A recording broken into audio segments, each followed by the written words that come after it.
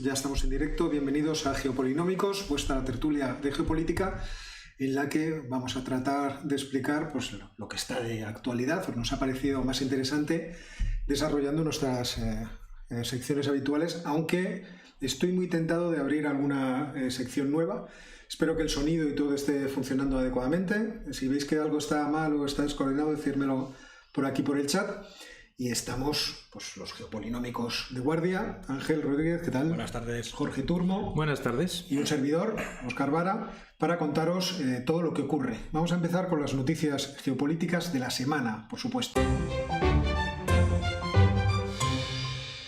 Si me permitís, comienzo yo con una noticia muy cortita, que la verdad es que el mundo está muy interesante por todas partes, pero sabéis que se han reunido ayer Erdogan y Putin, y me ha parecido divertido porque en la declaración pública lo que hemos conocido es que Erdogan decía que tenía un registro de anticuerpos de la COVID-19 mayor que la de Putin.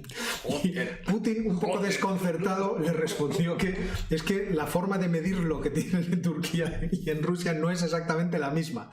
Pero Erdogan seguía insistiendo. Y entonces Putin en un momento le dice, bueno, pero te vacunarás la segunda dosis con la Sputnik 5. Y el otro dice, no, yo me estoy vacunando con Pfizer. Fue un comienzo de reunión que parecía que iba a ir un poco al desastre.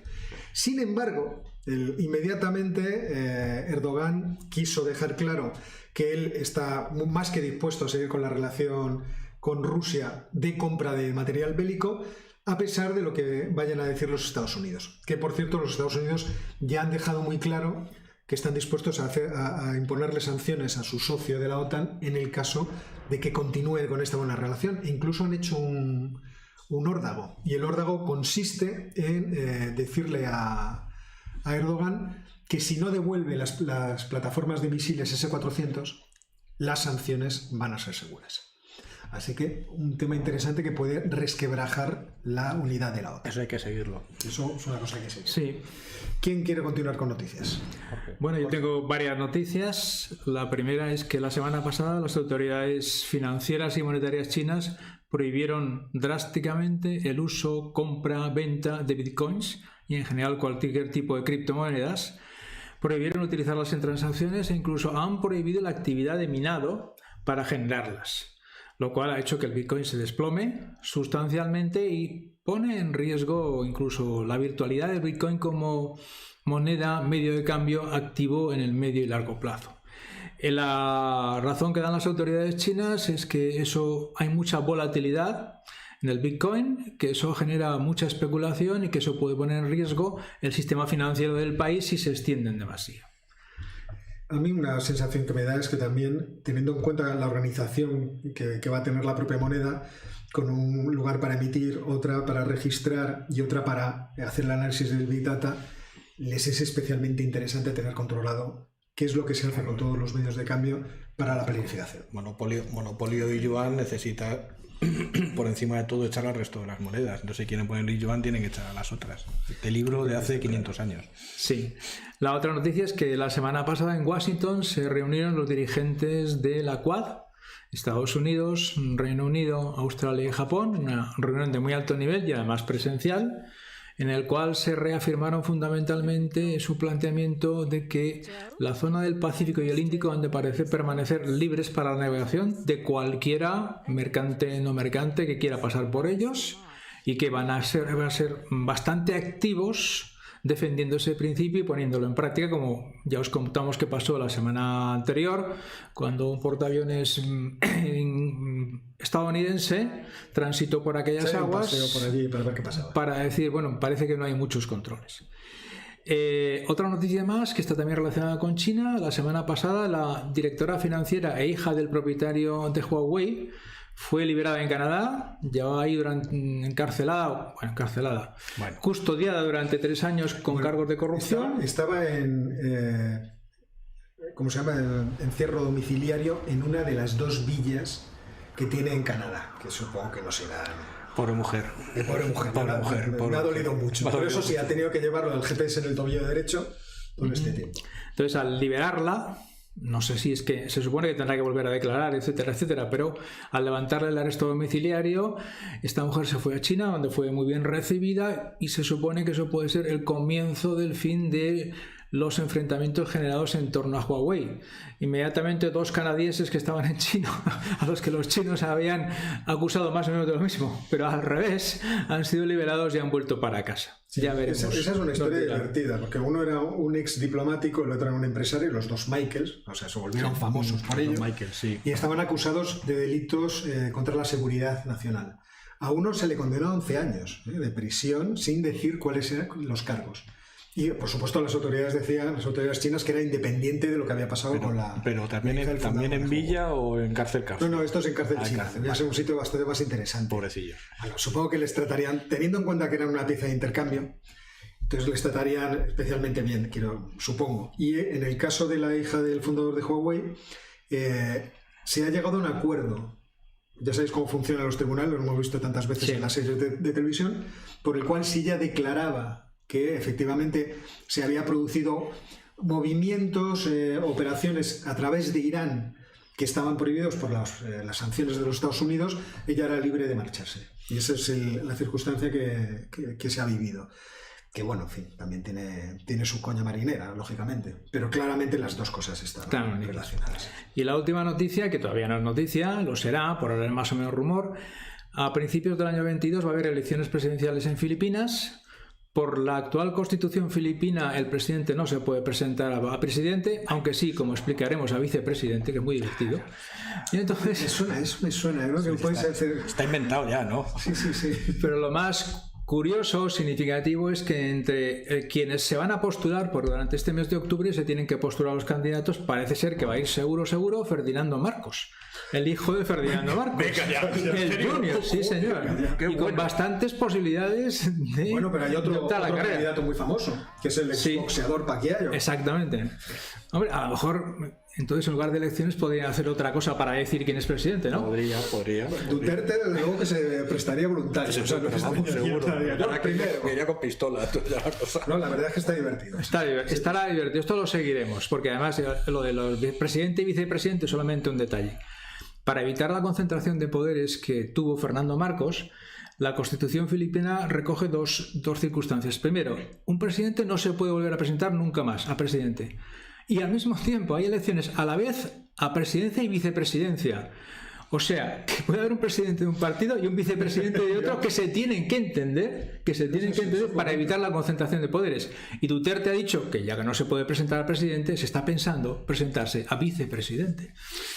Bueno, pues por cierto, ya pasó en España, ¿no? Lo último, otra candidata bastante probable a la presidencia es la hija de Duterte. Creía que iba a decir la hija de Imelda Marcos. No, la hija de Duterte, que no se lleva nada bien con su padre. Pero bueno, hay toque en familia ahí, ¿no? Parece que sí. No, a mí me parece interesante, ¿no? Lo que pasa es que hay que tener en cuenta que Filipinas está adquiriendo una importancia enorme dentro de todo el mar del sur de la China, y habrá que ver cómo los Estados Unidos también pueden salir beneficiados de todos esos movimientos. Que por cierto, el otro día Manny Pacquiao anunció que se retiraba del boxeo.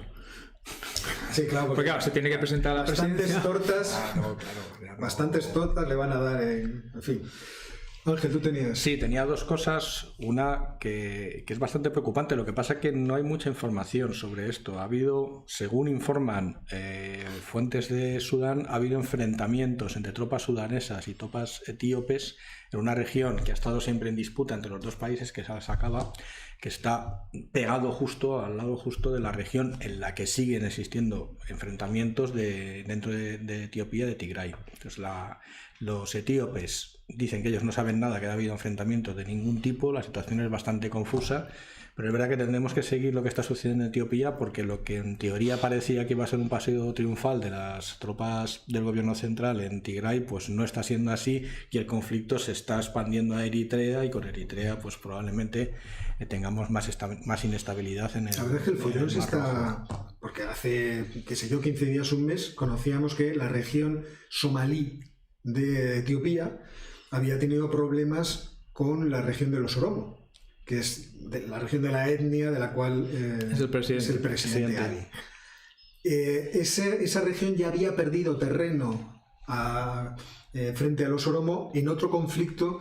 Yo creo que se había producido a principios de este milenio, pero ahora mismo no tengo la fecha en la cabeza. O sea que esto puede seguir escalando lentamente e introducir cada vez a más.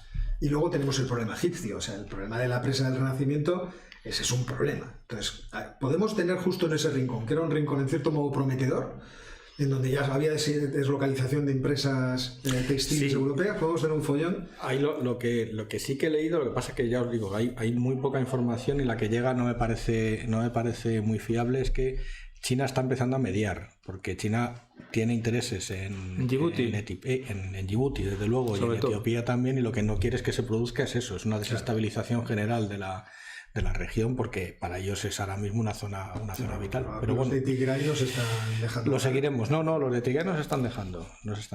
Así que lo seguiremos. Y la segunda, pues es una cosa que me sorprende muchísimo que esté ocurriendo en un país que es capaz de construir submarinos nucleares y de vendérselos a Australia, que es el Reino Unido. Pero todavía están en plano, ¿no? ¿Está ocurriendo algo allí? No, pero tienen capacidad, están todos contentos de vender submarinos nucleares. No nos deberíamos reír los españoles de este tema. Y no son capaces de llenar las gasolineras que tienen la gasolina, pero no tienen la forma de llenarlos y se están quedando sin comida en los supermercados. Fuera de bromas ya, la verdad es que la situación en el Reino Unido no es sorprendente, pero sí es muy preocupante, y es muy preocupante porque no va a tener solución a corto plazo. Y aunque el gobierno finalmente saque a los militares para hacer la distribución de gasolina, eso puede mantenerlo durante un periodo X en el tiempo, pero la escasez que tienen de transportistas no solo les afecta a ellos, es que está afectando también al resto de Europa. Es decir, no hay suficiente cantidad de camioneros, de personal especializado en transporte de mercancías para abastecer el crecimiento absolutamente inusual de la demanda que está habiendo en todo el continente. Si a eso se suma que el Reino Unido pone restricciones al tráfico del resto de los transportistas europeos, el transportista europeo, aunque le den visados para ir por 3 meses, no va a ir. No va a ir porque para 3 meses no se va a desplazar de Varsovia hasta Edimburgo para tener que volverse enseguida. Entonces, eso lo decían ellos. No parece que la cosa, más allá de... Está chistoso, por ejemplo, esto, ¿no? Que un ministro que había sido pro-Brexit ahora esté abogando por hacer visados extraordinarios para que vaya entrando la gente que ellos echaron. Y lo que está creciendo en las encuestas de YouGov, que es el... digamos, bueno, iba a decir el CIS, pero hay mucha gente que no nos va a entender lo que es el CIS, pero que es el instituto donde hacen las encuestas de condiciones sociológicas del gobierno británico, está ya cada vez creciendo, ya es mayoritario, pero sigue creciendo muy rápido la población que piensa que el Brexit ha sido un error.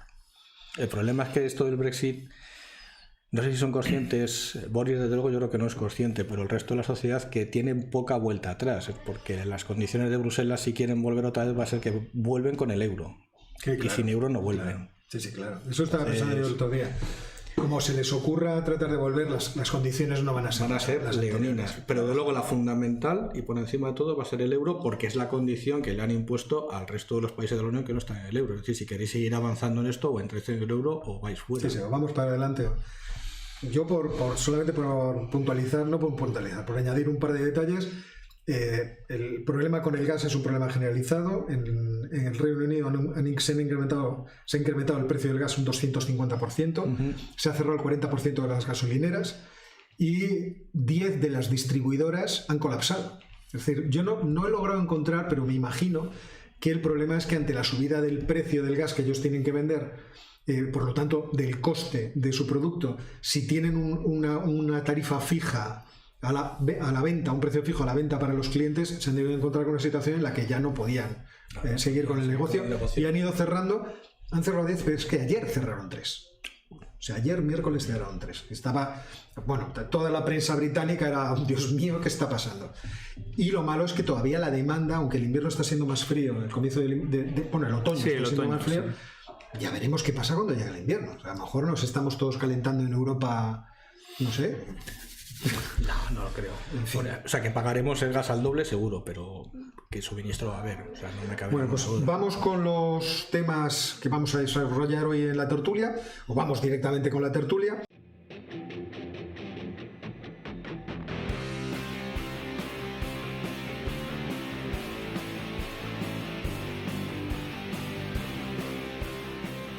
Y voy a empezar yo hablando de la situación en Yemen, que me parece que está en un momento interesante por la relación diplomática entre los Estados Unidos y Arabia Saudita.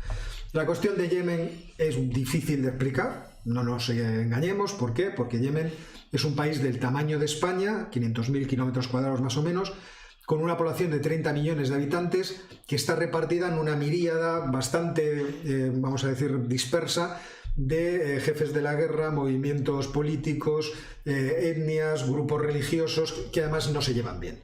Sabemos quiénes son ahora mismo los principales actores. Por una parte tenemos ese movimiento que nace a partir de una clase de chiismo, el chiismo zaidita, que funda Badruddin al-Houthi. Este señor, que es un líder religioso que aúna a los miembros de esta confesión religiosa musulmana, es, por así decirlo, el que suscita el vínculo de una gran parte de población que está en lo que llamábamos Yemen del Norte.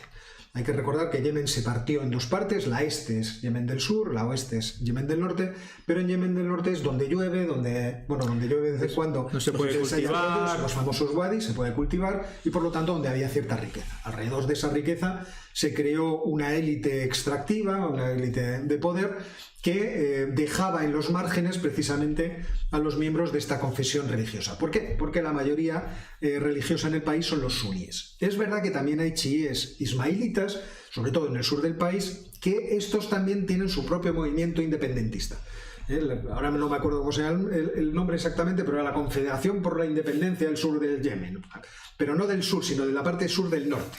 Entonces, cuando el país se une, descubren se une porque en realidad tenían el interés de aprovecharse del petróleo que estaba justo en la frontera entre Yemen del Norte y Yemen del Sur.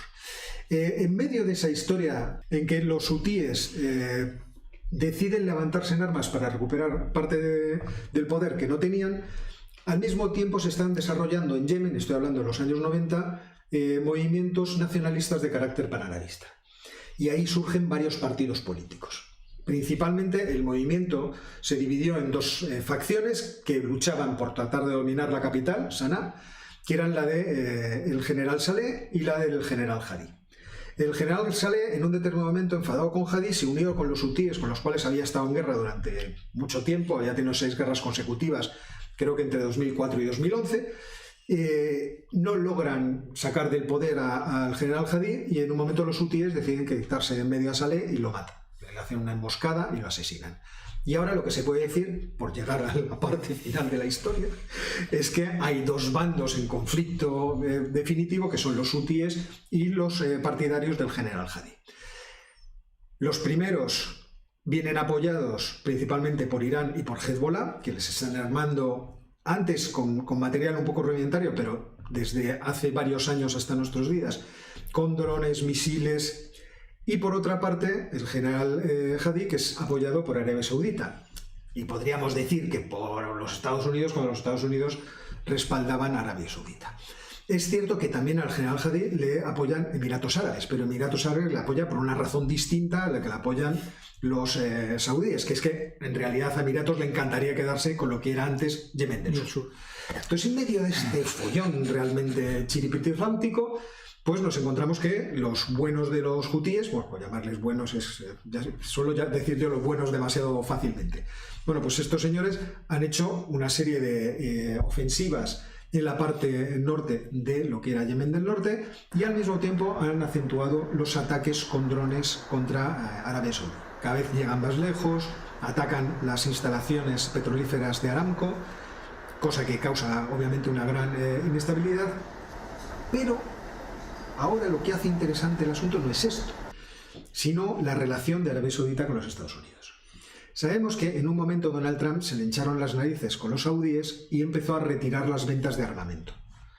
E incluso amenazó con no seguir con los programas de mantenimiento de la artillería y la aviación. Cosa que obviamente a los saudíes les sentó especialmente mal. ¿Pero qué ha ocurrido? Pues en el entretanto ha ocurrido una cosa, y esa cosa es Afganistán. resulta que para hacer la retirada desde Afganistán, un elemento estratégico muy importante era Arabia Saudita. ¿Así? Y resulta que los saudíes han sido muy obedientes, no muy obedientes, muy generosos. Han colaborado mucho. Han colaborado mucho en que aquella operación, muchas cosas, que era una operación, en fin, complicadísima. Decía el general Milley, ¿no? Esto ha sido un fracaso estratégico, decía el otro día en la audiencia que tuvo en el Senado de los Estados Unidos, ¿no? Esto ha sido un fracaso estratégico. Bueno, pues esa operación se ha facilitado mucho por los saudíes. Y resulta que antes de ayer, el asesor senior de la Secretaría de Estado de los Estados Unidos, Jake Sullivan, ha visitado ¿a quién? A nuestro amigo Mohammed bin Salman. Hacía mucho que que es uno de nuestros sátrapas favoritos. Joder, vamos. Con lo cual, aquí hay pomada. Sí, no, si está Mohammed por medio hay pomada. O sea, aquí hay pomada seguro. Y hay pomada seguro porque ante la ofensiva de los hutíes, los saudíes han debido decir, vamos a ver, nosotros hemos cumplido, vosotros nos debéis una. Así que yo creo que el asunto de Yemen va a volverse a activar. Hay que recordar aquí que Biden, desde el principio de su mandato, referido a esta cuestión, dejó claro que la posición de Estados Unidos era que no iban a armar ni a dar más elementos a Arabia Saudita en su guerra contra los hutíes, pero que si los hutíes atacaban de forma agresiva a Arabia Saudita la iban a defender. O sea que a efectos defensivos Arabia Saudita podía contar con Estados Unidos. Y yo creo que es por donde va esta reunión de este asesor senior de seguridad nacional. Si ustedes están empezando a ser atacados por los hutíes, nosotros vamos a poner los medios, por ejemplo, volviendo antes del acuerdo, para que ustedes se puedan defender. Pero no les vamos a apoyar ni diplomáticamente ni militarmente si ustedes deciden invadir Yemen, que además ya saben lo mal que les sale otra vez. No, le salió fatal. Pero es una situación en la que no solamente están concernidos intereses locales. No. Incluso te podría decir regionales, porque si bajamos con el microscopio a lo que es Yemen, ahí nos vamos a encontrar cantidad de señores de la guerra que ocupan espacios de poder y que se alían a unos y a otros en cualquier momento. Yo por eso en algún momento, cuando hice el vídeo sobre Yemen hace un año y pico, hablaba de que esto era Juego de Tronos literalmente. O sea, el Juego de Tronos, yo me alío con este, cojo al otro, traiciono al anterior, el anterior me traiciona a mí, o sea, Pero aparte están los intereses de más, si ampliamos el foco, los intereses más internacionales. Y ahí tenemos a Irán, ahí tenemos también metido en cierto modo a Israel de vez en cuando fastidiando las operaciones de Irán y obviamente los Estados Unidos. Es que no, vamos a ver, recordemos dónde está Yemen. Está en un sitio delicadísimo, que es el estrecho de Bab el-Mandeb. Y entonces esto evidentemente no solo afecta a los pequeños señores de la guerra de Yemen, que es una situación que me recuerda un poco a la de Afganistán, es decir, incontrolables, porque van a ser incontrolables, por eso es parecido a Juego de Tronos, porque eso no hay forma de controlarlo, pero es verdad que hay movimientos muy llamativos. Estados Unidos deja de hacer el mantenimiento de determinados equipamientos militares de Arabia Saudí no puede hacerlo. Con lo cual las capacidades ofensivas de Arabia Saudí bajan y defensivas bajan varios escalones. ¿Que les van a defender? Pues ya veremos. Depende contra quién.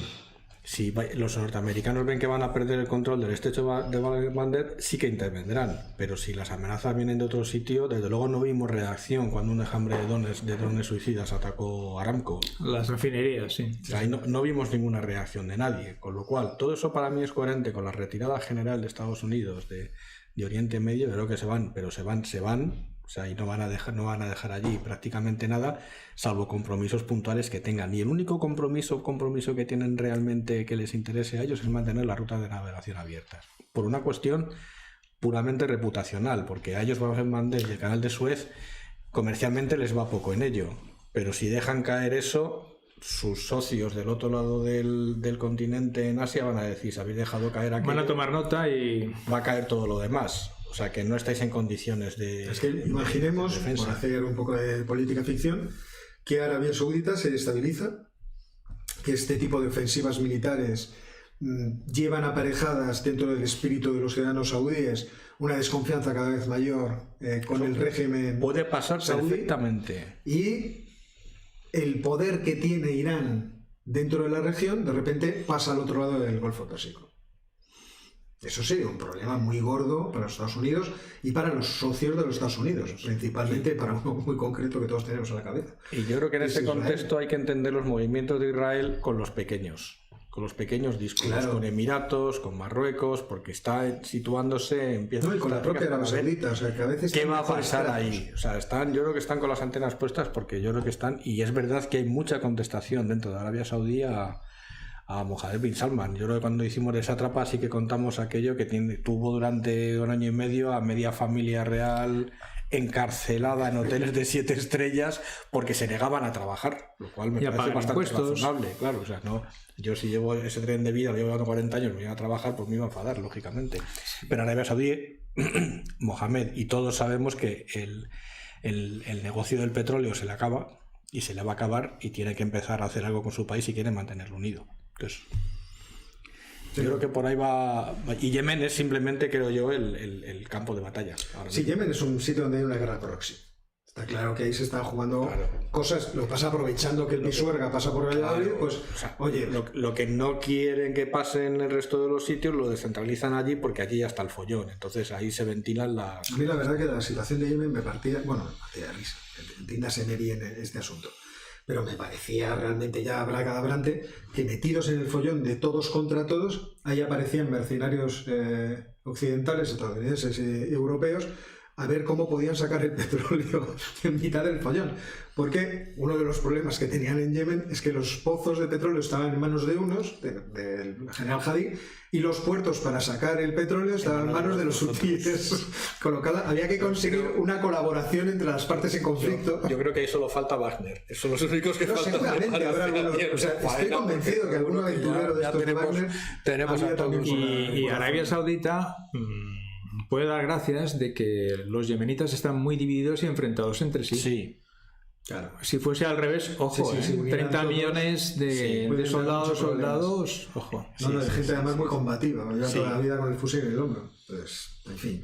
Fíjate, lo que era un país que durante mucho tiempo de la historia no fue nada importante, era un lugar donde recalaba la ruta de la Compañía de las Indias Orientales, la Compañía Británica de las Indias, y que llegan a Adén, en fin, de cierto modo por casualidad, pero lo que hace abrir un canal.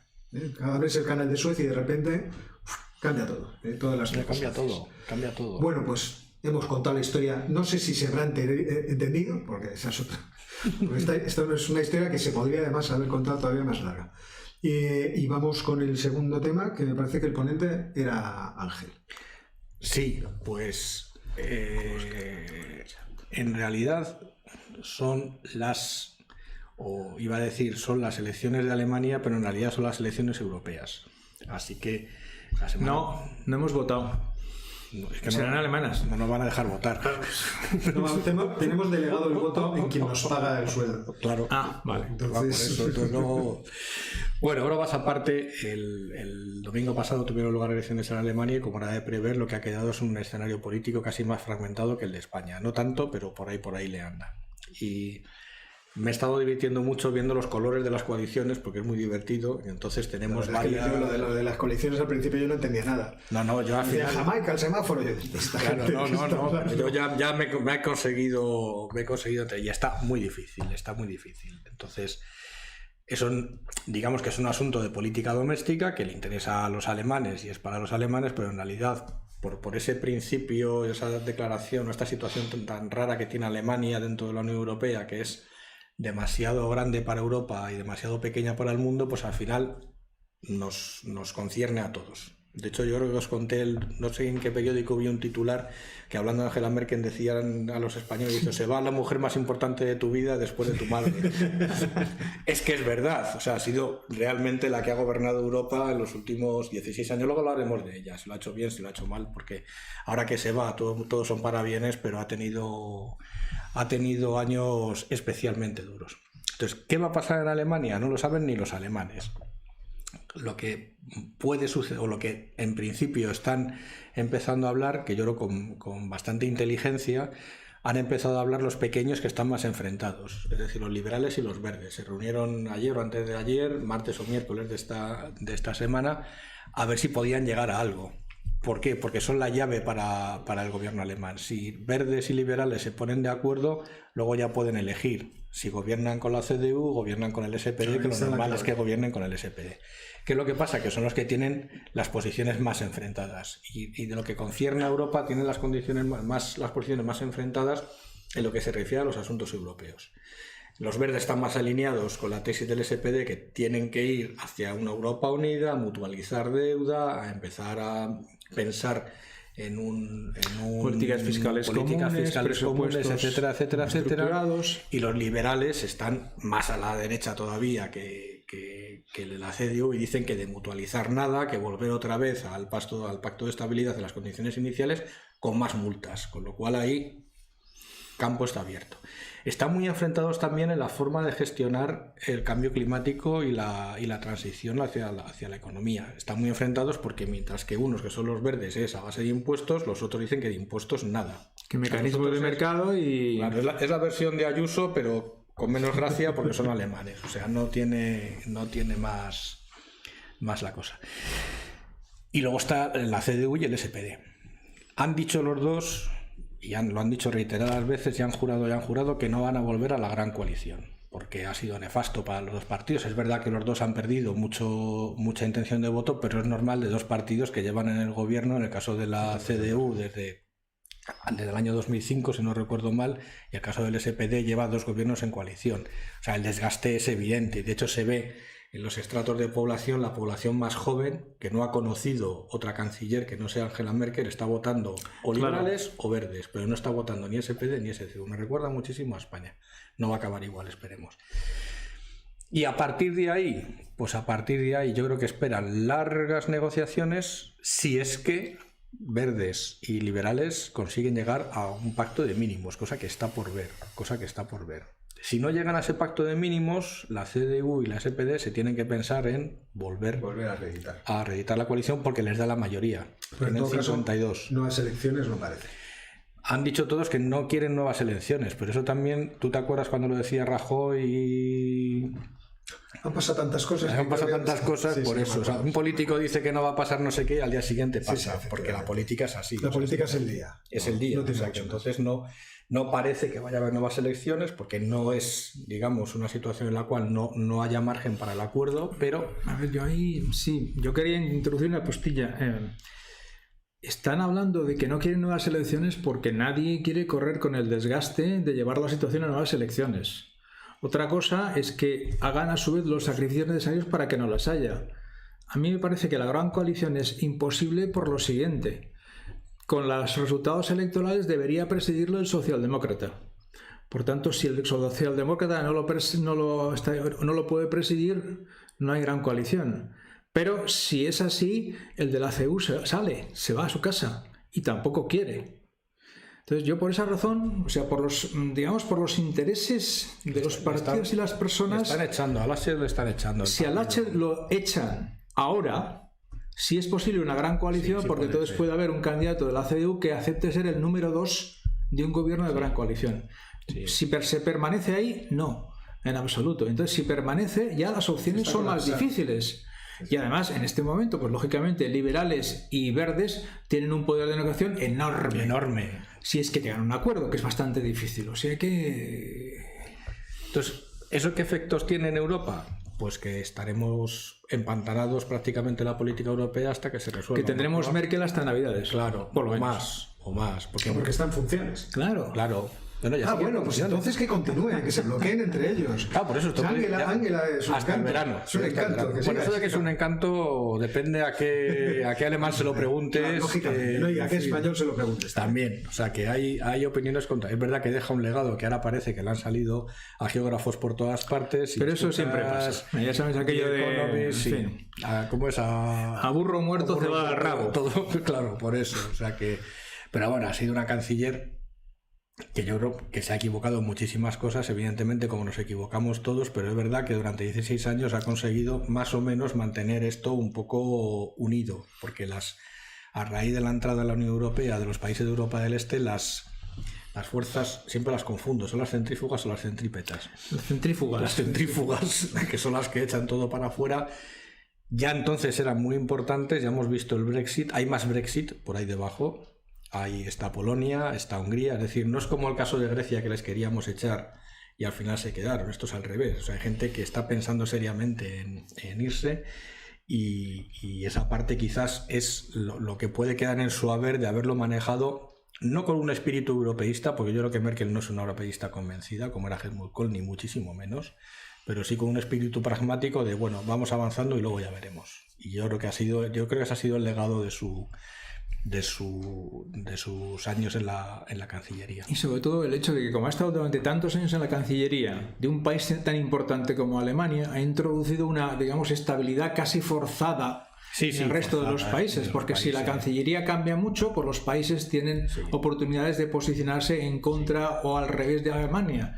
Mientras que eso no es así, si el gobierno está llevado por la misma persona y el mismo partido durante tanto tiempo, esa situación es difícil que se desestabilice. Yo creo que es eso lo que en su caso señalará después. Sí. Eso. No exactamente las políticas concretas unas u otras. Y luego queda un fleco que es difícil de saber cómo se va a resolver, que es la situación entre Alemania y Rusia y la Unión Europea y Rusia.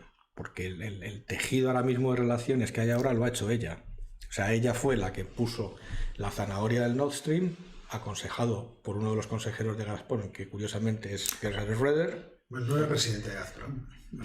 No, está en el Consejo de Administración, o estaba, no sé si seguirá, pero está en el Consejo de Administración, eso no es trivial, pero es a la vez la que ha puesto las sanciones a Rusia como consecuencia de Crimea. Es decir, ha ido jugando en varias partidas simultáneamente, que de momento le va saliendo la jugada, pero ya veremos en qué termina con un nuevo canciller, porque digamos, leí en The Economist una noticia que estaba bastante bien, y dice: a nadie le preocupa quién va a ser el ministro de Asuntos Exteriores de Alemania, porque todas las funciones las tiene asumidas la Cancillería. O sea, Angela Merkel se ha quedado con todas las funciones del Ministerio de Exterior, entonces es la que, digamos, hace la política europea, que en realidad es lo que tiene la política Alemania. Queda Rusia y queda pendiente China, porque el gran aliado de China, más allá de las declaraciones folclóricas de algunos líderes europeos como el checo y compañía, el gran aliado de China dentro de la Unión Europea y dentro de Occidente es Alemania, que es el principal socio comercial de China, y Alemania es el que le vende los coches. Es la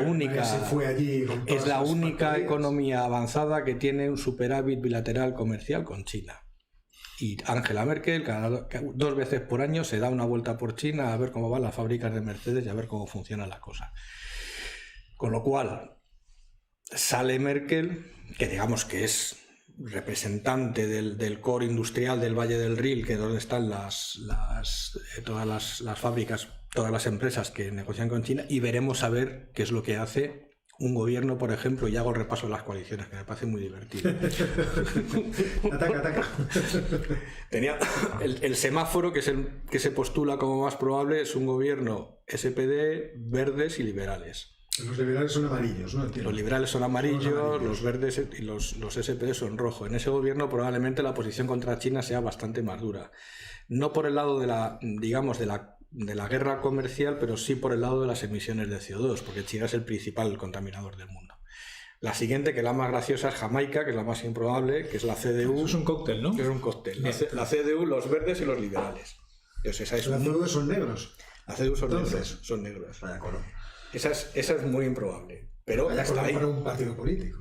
Negro. Y sobre todo, yo creo que es el negro de la bandera de Alemania. Sí, claro. Una cosa que sí que pasará en esas coaliciones, posiblemente, es que el canciller no tendrá tanta predominancia en asuntos exteriores como el correspondiente ministro, porque lógicamente al ser una coalición, el canciller tendrá que darle al ministro o ministra de Asuntos Exteriores las competencias que le corresponden. Ya no tendremos esa unipolaridad.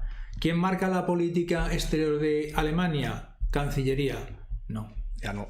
Eso ya no va a pasar. Claro. Iba por Jamaica. Sí, es por Jamaica. Kenia. Kenia es socialdemócratas, CDU y verdes.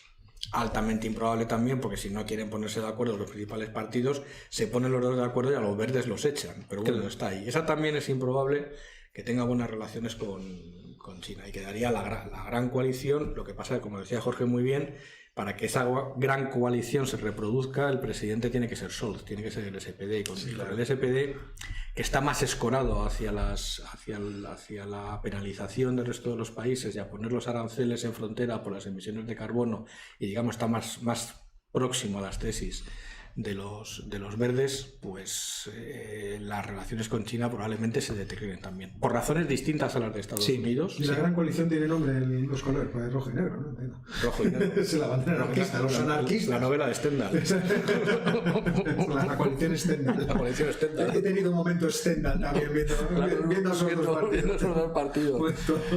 Entonces, sí, son elecciones en Alemania, pero son elecciones en Europa y son elecciones en buena parte del mundo, porque como veis, digamos, de lo que salga de ese gobierno, pues va a cambiar el tablero, no geopolítico, porque la geografía sigue estando ahí, pero sí va a cambiar la forma de hacer determinadas cosas.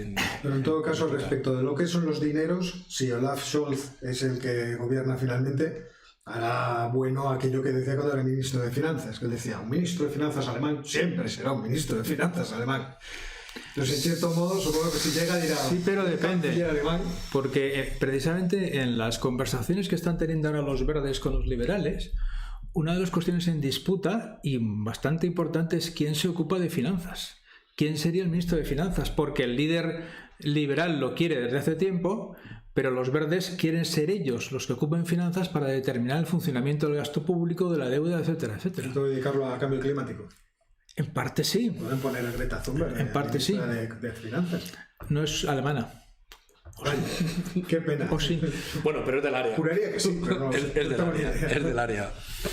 Sí, ese quizás sea el punto. Scholz ha sido el ministro de Finanzas alemán que ha permitido el pacto europeo de los fondos de la ayuda europea. O sea que sí que es un ministro de Finanzas alemán vigilante de la ortodoxia presupuestaria, pero cuando llega un momento determinado se ha abierto, digamos, el presupuesto comunitario mucho más rápido que con Wolfgang Schäuble. Merkel ha dejado hacer, tanto en 2008 como ahora ha dejado hacer. Es decir, ella, siguiendo sus principios que siempre dicen que es muy científica, ha dicho, ¿qué dicen los expertos? Que hay que reducir el gasto público que nos hundimos, redúzcase. Ahora, ¿qué dicen los expertos? Que hay que aumentar el gasto público porque nos hundimos, auméntese. O sea, si os fijáis, nunca ha tenido una opinión clara porque al respecto. Para eso, y la negociación se la deja al malo. O sea, se la dejó a Schäuble, que fue el malo de la película realmente, y ahora la buena se la ha dejado a Scholz y dice, a ver qué sacar de ahí.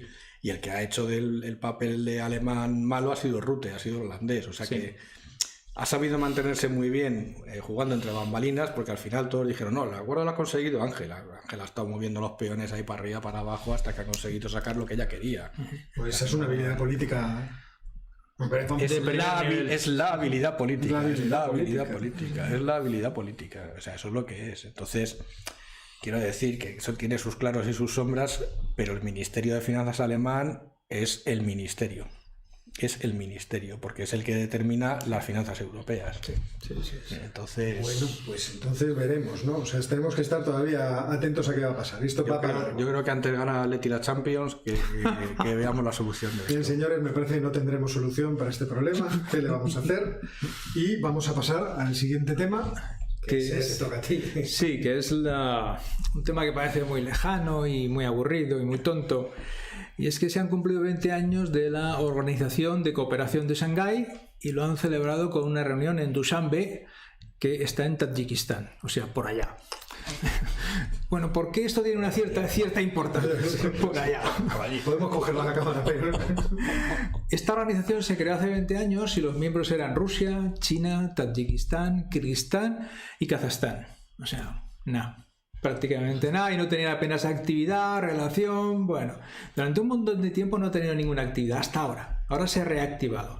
¿Por qué se reactiva? Las implicaciones que tiene esto. Primero, a la organización se han ido sumando ¿quién? Uzbekistán y Turkmenistán, de Asia Central, Pakistán, la India.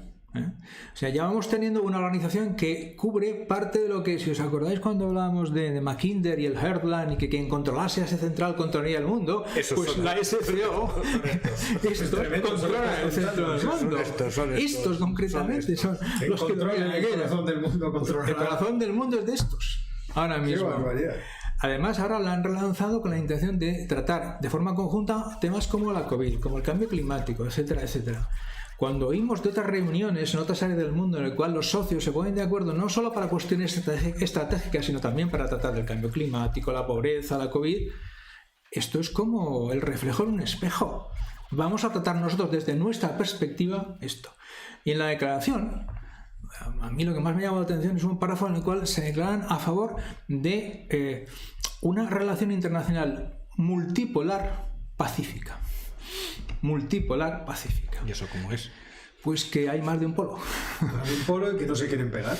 Hay más de un polo y que no, sobre todo que no están dispuestos a que haya solo un polo. Un poco el discurso de los países no alineados de los años 60-70 de somos pequeños, no tenemos por qué pegarnos. Pero estos viven en chalés individuales, no viven en comunidades, ¿no? Por ahora sí. Joder, porque vamos, es que, en fin, hay que ir a las juntas de propietarios. No podemos comentar por qué dice esto Ángel, pero lo hizo por algo muy concreto. Pero aparte de eso, hay dos cosas más. Se incorporó la India. En la última reunión que tuvieron, el tema central fue Afganistán. Todos menos la India, estaban a favor de que Afganistán, talibán, decidiese su propio futuro, tomase sus decisiones y que nadie tuviese ni nada más mínima injerencia. No consiguieron llegar a un acuerdo en la declaración porque estaba la India que dijo que no. Claro. Que el tema de Afganistán se tenía que solucionar en la ONU mediante un debate abierto, lo cual pues es más o menos lo mismo, Jorge. O sea, que nos ponemos así porque debatir en la ONU esto tampoco... Y el otro elemento que es importante ahora es que se acaba de unir a la organización Irán. Bueno, te faltaba. Con lo cual, fijaos, si tenemos el mapa en la cabeza, los 5 países de Asia Central, Irán, Rusia, Pakistán, China, la India, todo el Heartland de Mackinder. Estaba mirando además, es que es impresionante, dice, como observadores Afganistán, Bielorrusia y Mongolia, como socios de diálogo Azerbaiyán, Armenia, Camboya, Nepal, Turquía, Sri Lanka, invitados Turkmenistán, la CEI, la ASEAN, organizaciones de las Naciones Unidas e interesados Bangladesh, Siria, Egipto, Serbia y Palestina. Solo faltan los Boy Scouts. Sí, solo faltan los Boy Scouts. O sea, esto, no, pero tú imagínate lo que solo sería, faltan los Boy Scouts. Lo que sería la vuelta ciclista a la organización de Shanghái. O sea, esto sería el tour. Sí, pero 2 años de tour, vamos. No, pero claramente configura una visión geopolítica del mundo alternativa al orden liberal de los Estados Unidos, eso es la que idea. cada vez será más creciente porque ahí está metida más del 60% de la población del mundo, largamente, incluso más, quizás, no sé, habría que verlo, porque más del 50% está en el sudeste asiático, entre China, India, todo. Si vamos sumando Pakistán, sobre todo millones, Pakistán, Irán. Irán que tiene 80 o 100. 80 Solo India y China son las dos terceras, es una tercera parte. O sea, entonces, vamos, un 60 o 70% de la población del mundo. Eso puede ser una jugada a la que se le ocurrió la idea de tener una organización en la que pudieran tener contacto diplomático todas estas naciones, no se le ocurrió ninguna tontería. No. Y si cuando se le ocurrió aquello no tenía ningún futuro, no lo tenía, hay que reconocer que qué visión de futuro. Y supongo que el que se le ocurrió quizá llevaba mucho tiempo gobernando en Rusia, que no sé, o sea, estoy haciendo una hipótesis arriesgada, pero o sea, hay que reconocer que en su momento sí, en su momento cierta visión de lo que tenía en el radar seguro es que, bueno, que no se le escapara. Que no se le escaparan los países que estaban sobre eso. Porque inicialmente era Asia Central, que basculaba entre la antigua URSS, Rusia y China. Ahora están más ligados a China por las inversiones, pero políticamente están ligados a Rusia, que es cuando hay ejercicios militares el que lleva el ejército allí, a Uzbekistán, a Kazajstán, etcétera, etcétera. O sea que eso constituye un conglomerado en el cual a lo mejor hay que plantearse si eso es el comienzo de una alianza de medio y largo plazo, sobre todo entre Rusia y China. Si tienen muchos intereses en común. Ya veremos. Hay zonas de conflictos de fricción. Por eso. No sé. El Centro Asia no deja de ser una zona de fricción. Sí, lo que pasa es que esto a mí me da la impresión que se han reunido de urgencia para ver qué hacer con Afganistán, pero sobre todo lo que tienen que decir, si quieren que Afganistán sea libre y que pueda decidir, lo que tienen que hacer es poner el dinero. Y de dinero no han hablado. No. Bueno, a mí me sorprendió el otro día, los Estados Unidos decidieron volver a activar la ayuda humanitaria a Afganistán, porque si no, Afganistán puede acabar a tortas. Pero entonces, Afganistán libre, viva Afganistán unido, etcétera, etcétera, etcétera, pero de dinero no hablamos, ¿no? Hombre, lo que pasa es que...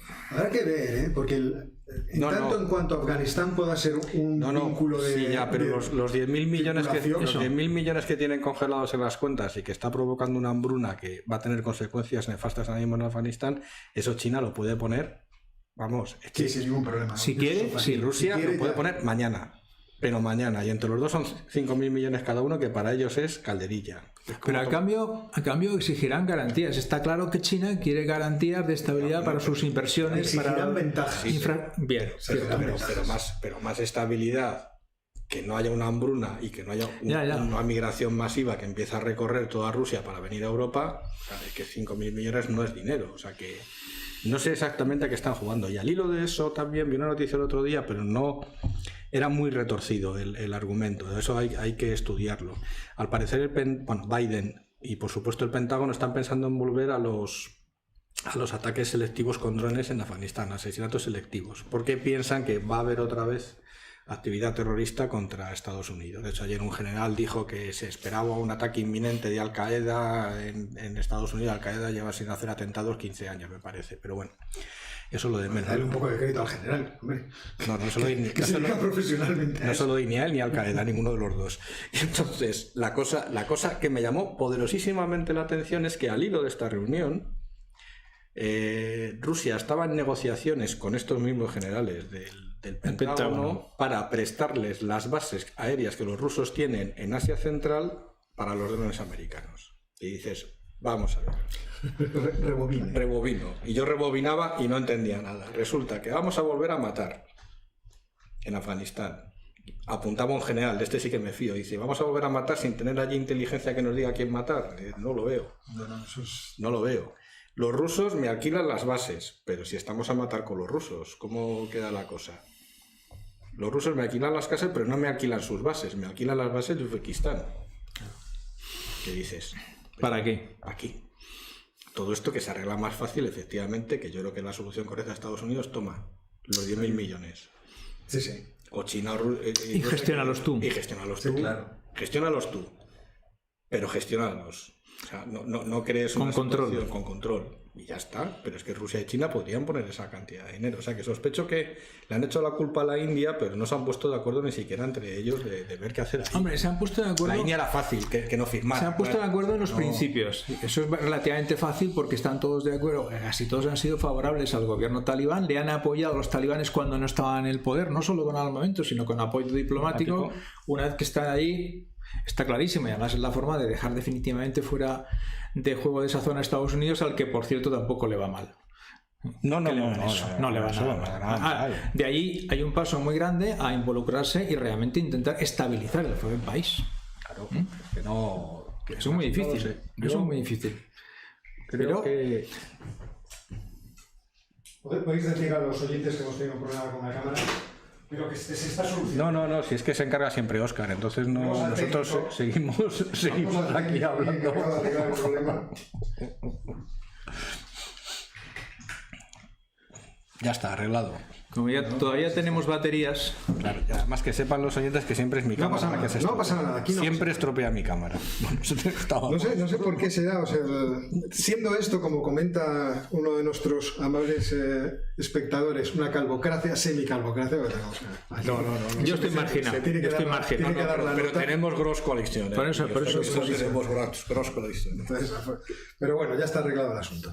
Entonces, no sé de qué estabais hablando mientras yo estaba de la influencia que va a tener esta organización sobre Afganistán, que es probable que invite a Afganistán a unirse a la organización, porque está en medio de todo el mundo. Sí, ¿por qué no? Como miembro, como lo que quieras, y que manden a quien quiera. Están los servidores observadores, pues que estén ellos también para empezar. Y luego ya veremos. Quien quiera, claro. Y luego ya veremos hasta qué punto.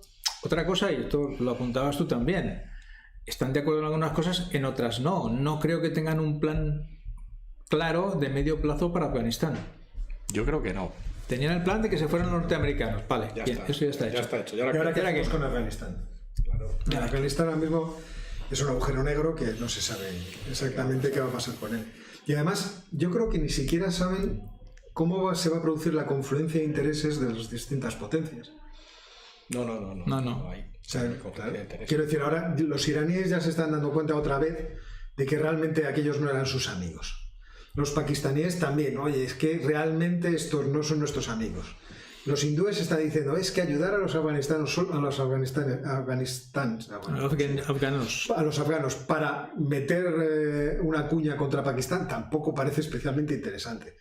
Y lo de hacer pasar carreteras o gasoductos por ese territorio...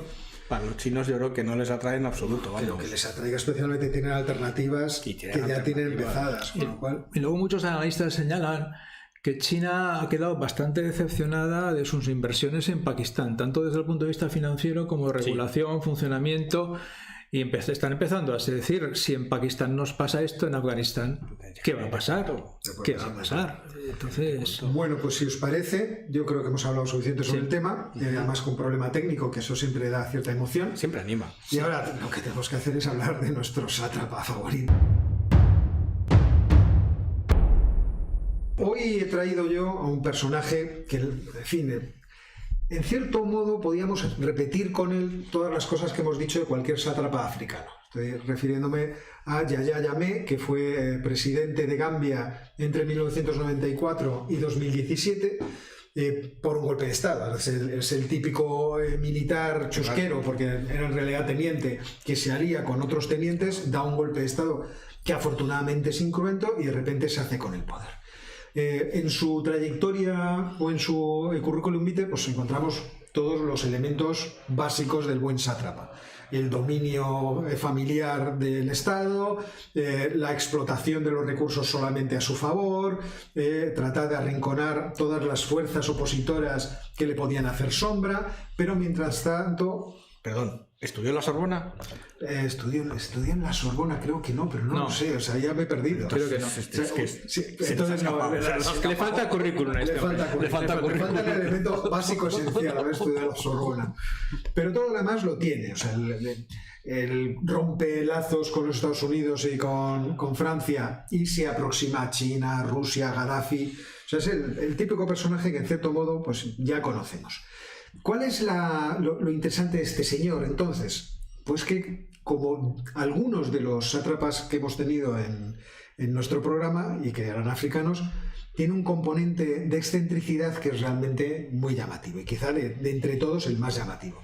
Cuando decimos Idi Amin se comía a la gente, no se ha podido demostrar, pues claro, parece insuperable. Cuando vemos a Bokassa coronarse emperador, decimos, esto es insuperable. Pero Yahya Jammeh tenía su elemento, a pesar de ser en Gambia un país relativamente desconocido y pequeño, que no tiene aparentemente mucha importancia, él en lo que era bueno era en la excentricidad. Entonces, cuando llega al poder, lo voy a tener que leer porque es difícil, él se hace nombrar su excelencia el jeque profesor Alhaji Dr. Yahya Abdulaziz Awal Yemus Yunkun Jammeh Nasiru Dendem Babili Mansa.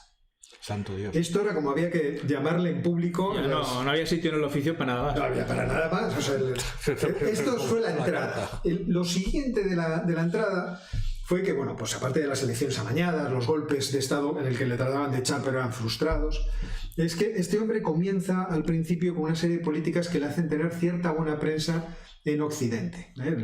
Por una parte prohíbe la mutilación genital femenina, por otra parte hace una legislación para evitar los matrimonios infantiles, solamente se podían casar a partir de los 18 años y la gente decía, pero inmediatamente comienza su deriva. Obviamente hace una legislación contra los homosexuales, que él decía que era todavía más dura que la que había en Irán y se enorgullecía de eso. Pero luego empieza a profundizar en este aspecto excéntrico de su personalidad y empieza a afirmar que el SIDA, que era un problema muy grave en Gambia, no debía curarse con antirretrovirales, sino con una serie de productos naturales, con hierbas, de su mezcla de allí de Gambia, y que él había dado con la clave exacta. Y tenía la patente. Empezó a prohibir el tratamiento con antirretrovirales y a fomentar que la gente que tenía SIDA, yo creo que con una intención en principio aviesa, fueran tomando estos productos. Sí. Pero la intención aviesa empieza a desdibujarse cuando este muchacho progresa en esa vía diciendo que él puede curar la infertilidad femenina también con este tipo de productos. Y de hecho hace un programa en el país de curar la infertilidad con este tipo de hierbas y se hace fotografiar con los bebés nacidos, con las mujeres, y ya como se va animando dice, pues también puedo curar el asma. Entonces también las hierbas estas pueden, hasta el punto, y la tensión arterial, todo tipo de cosas, hasta el punto que, claro, los que estaban allí en Naciones Unidas con los programas contra el SIDA empiezan a protestar. Lo inmediato que hace es expulsarles a todo el país, porque no tienen puñetera idea de lo que tienen que hacer. Lo que haría yo. Lógicamente. En esa vía de profundización de su excentricidad, decía hacer una campaña contra la brujería. Ya sabemos que en las religiones animistas existe mucho de esto, de santería, de brujería, sí. Pero en realidad parecía que era porque competían en la altura de todas las enfermedades competidores, ¿sabes? Claro, hombre. Entonces empieza a destruir todo, ¿no? Una persecución, en fin. Claro, igual que lo de China y el Bitcoin. Llega a secuestrar a un número muy importante de ciudadanos gambianos para que no puedan ejercer. O sea, les mete directamente en las cárceles, pero como abducidos. ¿Dónde está el chamán? No se sabe. El chamán ha desaparecido. El caso es que en 2016 hace unas elecciones que lógicamente él iba a ganar. En realidad iba a ganar porque habían encarcelado a todos los opositores, pero así literalmente, ¿no? El candidato de la oposición que tenía más posibilidades también fue directamente a la cárcel. ¿Y cuál no es su sorpresa? Que en las elecciones pierde. ¿Contra quién? Contra sí mismo pierde. Bueno, pierde contra uno de los opositores, que debía ser pues el tercero cabeza de lista o cuarto cabeza de lista, porque había barrido las listas de los candidatos de los opositores. Y de repente ese opositor que quedaba gana las elecciones. Y entonces Yahya dice, bueno, pues yo me voy. Y todo el mundo, qué bien, va a haber una transición tranquila. Al cabo de un mes dice, no, me lo he pensado mejor y no me apetece nada irme. Entonces la comunidad internacional empezó a presionar para que abandonara el cargo, y al cabo de un año de mucha presión, efectivamente, parte para el exilio y se radica en Guinea Ecuatorial, donde es acogido muy alegremente por Obiang Nguema. Los que llegan al poder empiezan a levantar las alfombras y se encuentran que el muchacho se ha llevado decenas de millones de dólares por todos los lados. Como esto acaba en los medios de comunicación públicos, el presidente de los Estados Unidos en ese momento, Donald Trump, promulga un decreto de estos, una orden ejecutiva para que se bloqueen todos los fondos del presidente Yahya Jammeh. Y ahora mismo Yahya Jammeh quiere volver al país para volverse a presentar a las elecciones. O sea, que los otros le tienen vetado, lógicamente. O sea, ya le han dicho, como presidente, aparezca por aquí, te vamos a dar y vas a ir directo a la prisión más cercana. Pero él lo que quiere es lo que dinero, ¿no? Claro, y esta es la historia de nuestro sátrapa de hoy. En fin, uno de esos personajes africanos que ya conocemos. Todo esto le pasa por no haber ido a la Sorbona. Si hubiera ido a la Sorbona, entonces no hubiera tenido ningún problema. No hubiera tenido ningún problema. Y además hubiera podido ir a París en el exilio. Claro. Tener que ser ahí a Guinea Ecuatorial. Efectivamente. Bueno, que Guinea Ecuatorial ya sabemos que se han volcado mucho hacia los franceses, ¿eh? Sí. En los últimos tiempos nos han dejado a los españoles un poco de lado. Y con esto terminamos la sección y nos vamos con la recomendación bibliográfica.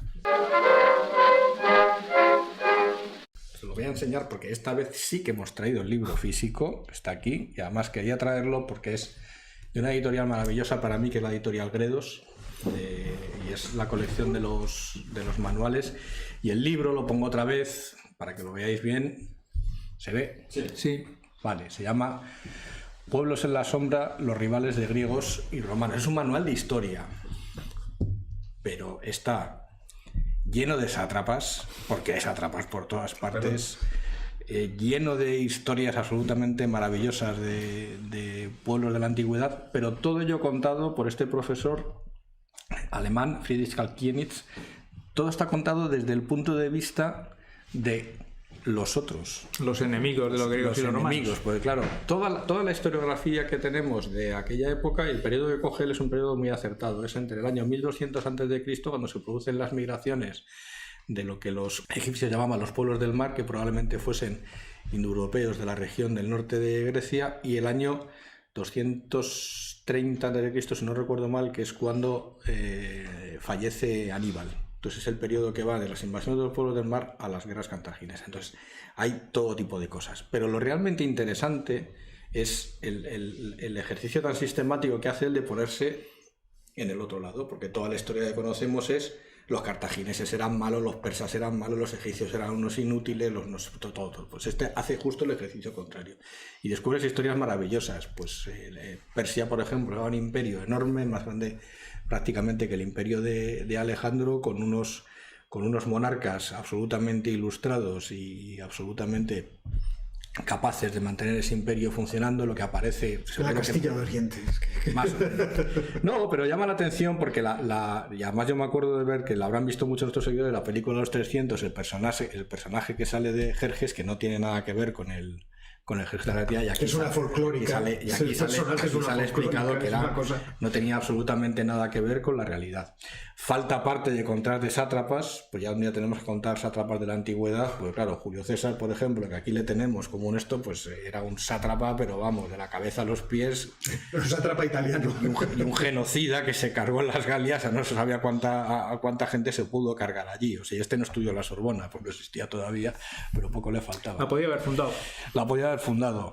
Y hay personajes interesantísimos. Yo, el único que recuerdo, después, le leí hace muchos años el libro, que recuerdo muy vivamente, es un tío bastante enigmático, se llama Samético de Sais, que fue uno de los... No sé si recuerdo si fue faraón siquiera, pero Egipto pasó antes de la invasión de los persas, pasó por una época de desmembramiento del imperio. Jorge se lo sabe muchísimo, de invasiones, enfrentamientos entre el norte y el sur. Sí. Se creó una dinastía, los saítas. Los saítas, que es la isla, que eran, yo creo que eran mercenarios libios, me parece, pero que se hicieron, digamos que adoptaron toda la tradición, y el catalizador de todo aquello fue Samético de Sais, que consiguió otra vez reunificar el país. Y hay mucha geopolítica en el caso de Egipto, por ejemplo, porque Egipto fue y sigue siendo y será el Nilo. Entonces, sin el Nilo no hay Egipto, y entonces lo que hizo Samético fue de nuevo agrupar a todos los diferentes estados, semiestados y territorios que se habían desmembrado del imperio egipcio y volverlos a poner otra vez en funcionamiento. Bueno, no me quiero extender mucho más, pero salen historias absolutamente maravillosas, pero lo importante es el punto de vista que adopta, que es el contrario de que hemos aprendido en el colegio, de que hemos estudiado en bachillerato, de que probablemente se sigue estudiando en historia, que es los buenos eran los griegos y los romanos y el resto eran malísimos. Pues no, hay que estudiar la historia. Quizás tengamos que hacer ese mismo ejercicio en la actualidad, y a lo mejor aprenderíamos muchísimas cosas. Bueno, pues muy interesante. Yo creo que aquí podríamos terminar el programa, a menos que los que nos estáis viendo queráis, hacernos alguna pregunta que sea interesante. Yo os he visto todo el programa comentando. He de decir, por ejemplo, hay una pregunta de Zatil, dice: ¿qué opinan del síndrome de La Habana? Yo no sé qué es el síndrome de La Habana, entonces no puedo opinar. No lo sé. No tengo ni idea. Pero si queréis hacer alguna pregunta ahora en directo, supongo que las preguntas entrarán con un poco de retraso, porque, como sabéis, aquí hay una demora. En realidad, esto en directo es un poco fantasioso. Pero he visto comentarios aquí, voy a hacer uno porque me toca muy de cerca. Dice, desde la falsa, que el Jerjes de 300, en el que se basa la película, es del autor del cómic Frank Miller, efectivamente. O sea, la película está basada en el cómic de Frank Miller, que es uno de los autores de cómic más apasionantes que existen. Autor de Sin City, autor de Batman Año 1, en fin, uno de los autores de cómic que, bueno, a mí me encantaría poder tener solamente la visión de la composición que él hace de sus cómics. Pero si no tenéis... me dicen que la portada del libro no se vio bien. Ángel, vuelve a... Es que es muy negra, es muy oscura. No, pero estaba un poco desenfocado, ¿veis? Yo ahora lo trataré, pero ponlo un poco más atrás, Yo trataré de volverlo a sacar. Pero mira, por ejemplo, aquí nos hacen una pregunta que es, en fin, dice: ¿va a haber apagones en invierno en España? Esta es una pregunta interesante. ¿Va a haber apagones en invierno en España? Yo supongo que no, por lo siguiente. O sea, es verdad que no sabemos lo que va a ocurrir, porque no lo sabemos. En cuanto el mercado, que ahora mismo está con una oferta que es insuficiente, que es muy rígida, sobre todo en el gas, en lo que es la provisión de gas, es verdad que cuando aumente la demanda en serio en invierno, pues los mercados se tensionarán más, es muy probable. España tiene dos vías de entrada de gas. Una es el del gasoducto que viene desde Argelia. Mañana creo que el ministro de Asuntos Exteriores marcha a Argelia a asegurarse de que todos los grifos están abiertos y que todo está más o menos en orden. Y la otra vía era el otro gasoducto que iba por Marruecos. Marruecos, que lo han cerrado. Se ha cerrado por culpa del problema diplomático entre los dos países. Pero se ha cerrado en septiembre lo cual significa que hay tiempo para negociar bajo determinadas condiciones de forma que en noviembre esté otra vez abierto. Hoy nos ha sorprendido la idea de que, la noticia de que Marruecos ha pedido que se invierta el sentido del gas y que ahora España pueda mandar gas a Marruecos. Porque España tiene otra vía que son las 6 instalaciones de gas licuado y nosotros, por lo tanto, podemos recibir gas a través de barco y licuarlo y deslicuarlo y convertirlo otra vez en gas. Sí, también hay que tener en cuenta, yo creo que lo mencionamos la semana pasada, que todavía están reparando los destrozos del huracán en el Golfo de México. Ojo, el Golfo de México tiene plataformas de extracción, instalaciones de gasificación para los metaneros. O sea, no solo es el gas que hay en el Golfo de México, sino que además recibe mucho gas natural del estrecho. Entonces yo no creo que vaya a haber restricciones en España de gas. No creo que vaya a haber apagones y esas cosas. Pero sí las está viendo en el norte de China, además muy importantes. O sea, sí que está viendo apagones porque China no tiene el problema que tenemos nosotros, pero lo que ha hecho Xi Jinping, ya os digo que Xi Jinping yo creo que se está, perdón por la expresión, columpiando un poco y está tocando demasiados palos a la vez, y yo creo que al final se le van a caer todos los platos, porque ahora quiere ser el campeón de la lucha contra el cambio climático y ha decidido empezar a cortar las centrales térmicas de carbón.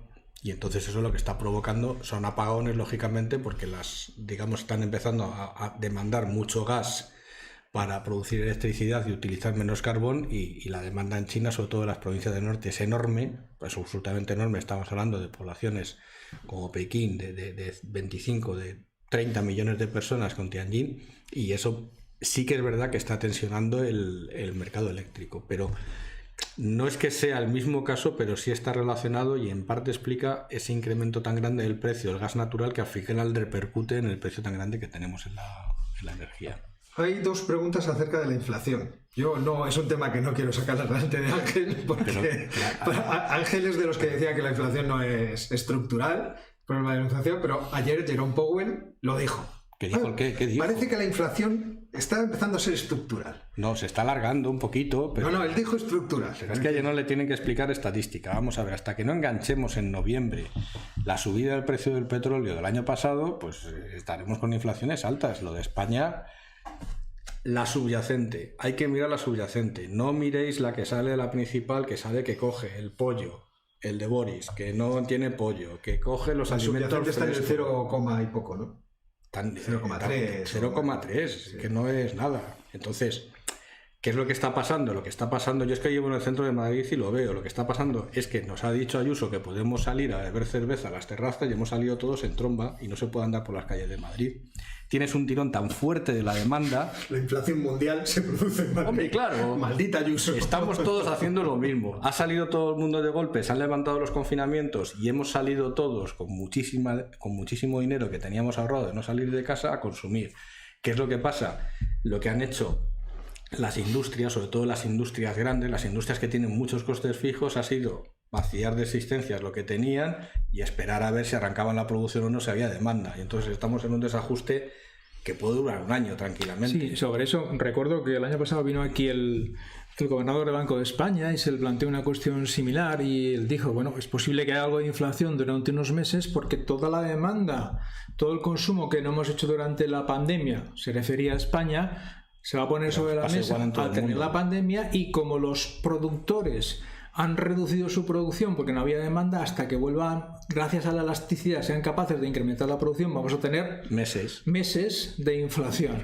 Ahora, como dice Ángel, la subyacente no cambia mucho porque las condiciones de equilibrio por debajo de esto son parecidas. Es más, lo que sí que se observa, y esos son los datos de depósitos bancarios, el caso de España seguro y el caso de Italia también, que lo he mirado, es que estamos ahorrando más que antes. O sea, parece que salimos mucho, pero no gastamos más que antes. Es decir, la tasa de ahorro ha pegado otro saltito más y llevamos bastante tiempo que el ahorro está aumentando en países tradicionalmente muy derrochones. ¿Y dónde tenemos inflación de verdad? Inflación de verdad, yo hablo de inflación de verdad por encima del 5%. O sea, que esté bailando entre el 2 y el 3, eso ni es inflación ni es nada. Pero bueno, por encima del 5% en Estados Unidos. Yo le quiero al ministro a este muchacho. Pero es que en Estados Unidos la situación es bastante diferente porque ahí el tirón de la demanda sí que está siendo mucho más fuerte que en Europa. Entonces el desajuste es más grande, lógicamente. Pero en las materias primas, por ejemplo, cuando veamos estos precios que estamos viendo de subida, va a salir gas natural de debajo de las piedras. Sí, claro. A los productores de la cuenca del Pérmico y de Bakken en Estados Unidos, los del Shale, en cuanto vean el gas, que está el gas a cuánto en Europa, empiezan a empaquetar para Europa barcos metaneros, pero vamos, a toda velocidad. El gas en Europa está ahora al equivalente a $100 el barril de petróleo. O sea, mucho más a lo que está el barril ahora, que está subiendo. Que está subiendo. O sea, lo que pasa es que podemos tener 2-3 meses de desajuste hasta que llega eso, pero yo más no. Yo no sé, tenemos el petróleo a $80, el carbón a 210, no sé. Sí, pero lo que claro, el índice de precios alimenticios de las Naciones Unidas ha subido un 30 y tantos %. ¿Dónde? Por las malas cosechas de Brasil. Entonces hay muchos sitios donde están coincidiendo muchos problemas y luego habrá que ver si la enorme cantidad de dinero que los Estados Unidos pueden poner en circulación en su proyecto de gasto público llega al final a Biden se le están complicando las cosas su partido. Eso decía yo esta mañana. Bueno, en su partido. Vamos a otras cosas. Primero darle gracias a Zati. Te agradecemos a que nos invites a una cerveza. Y más cosas que nos pregunta, que me parece interesante. ¿Cómo lograr integrar los grandes flujos migratorios que parecen que están por venir? Nos pregunta Daniel García. ¿Vosotros cómo veis los procesos migratorios? Comentario, yo tengo mi opinión. Yo creo que los procesos migratorios son inevitables en Europa, porque entiendo que Daniel García, lo que preguntas es esto, y son inevitables porque la demografía en Europa es declinante y es explosiva, sobre todo en el África subsahariana, y por lo tanto existirá algún proceso de derrame. Incluso podemos imaginar otras cosas, podríamos hacer novelas acerca de esta cuestión. ¿Cómo se pueden integrar? Pues como siempre, con dinero. O sea, estas cosas con un proyecto bien pensado de cómo podemos ir absorbiendo migración y formarla para que esas personas puedan trabajar aquí y tengan ocupación. Sí, en realidad.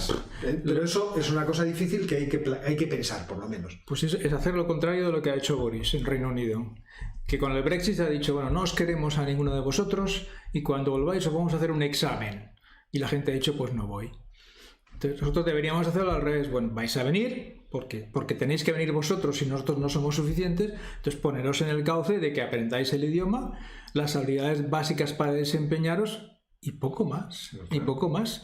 Os hacemos socio de la leche si hace falta y ya está. Con eso completo. No, pero es evidente que vamos a ganar la Champions. O sea, yo muchas veces lo pienso cuando te vas a los alrededores de los hospitales en Madrid. Muchos muchachos subsaharianos, los cuidadores que están y los están aparcando coches. Cuando dice este muchacho de 1,95 m, que en fin es un tipo realmente impresionante, podría estarse ganando la vida en cualquier otra cosa mucho mejor, de forma más digna. ¿De qué forma se hace eso? Pues dándoles un oficio. Entonces alguno de los que nos ve dirán, ¿pero qué dispendio estando de mal como está España? Pues no, eso no son dispendios, sino que son inversiones. Ahora, lo que pasa es que hay que plantearse cuál es la realidad hacia el futuro, porque la realidad hacia el futuro es muy curiosa. Entonces, y en mi opinión, peliaguda, por no decir muy preocupante. Sí, peliaguda. Entonces, yo os invito a que leáis el informe 2050, que instigó el presidente del gobierno y que está publicado, que uno no tiene por qué estar de acuerdo con él en las conclusiones, pero creo que el diagnóstico que hace es un diagnóstico que hay que tener en cuenta. Y ahí hay un debate que deberíamos tener. Por ejemplo, un apunte solamente referido a la señora Merkel. Una cosa que ocurrió, que pasó inadvertida en su momento, no sé si fue en 2015 o 2016, en medio de toda la crisis de Siria, Alemania decidió acoger como 800.000 sirios, pero inmediatamente los puso a aprender alemán y a aprender un oficio. El idioma y un oficio, y luego pues se integrarán como se han integrado los turcos y los demás. Aún así ha habido problemas. Y aún así ha habido problemas porque es verdad que las dinámicas culturales... Y lo sabrá. Las dinámicas culturales de las poblaciones diversas tienen su problema. Pero es imparable, primero por la situación geográfica, que eso es así, no hay grandes barreras entre medias. No. Y entonces eso es una cosa que va a pasar y ya está pasando en Estados Unidos con el norte y el sur, o sea, eso va a seguir pasando y por los desequilibrios demográficos, o sea, que es que no hay vuelta de otra cosa es cómo regules eso. Pero lo que no deberíamos hacer es no gestionarlo. No, claro, por eso te digo. Tenemos que gestionarlo, tenemos que ver qué opciones hay, con inconvenientes y con problemas, seguro, pero no hacerlo es mucho peor. Es mucho peor, nos vamos a encontrar con un problema interesante. Y yo creo que lo podemos dejar en este punto, porque ya hemos hablado mucho, y seguramente que ahora diríamos cosas inconvenientes, pero además porque tenemos cosas que hacer. Lamentablemente, la obligación no termina en geopolinómicos, sino que ya nos gustaría. Continúa después. Así que, primero, muchas gracias a todos por estar ahí al otro lado. 367 me da aquí el contador ahora mismo, cosa que me parece insólita. Parece increíble. Y agradecer a Ángel la presencia esta tarde, como Muchas siempre. gracias y muchas gracias a los seguidores. Jorge. Muchas gracias y hasta la próxima.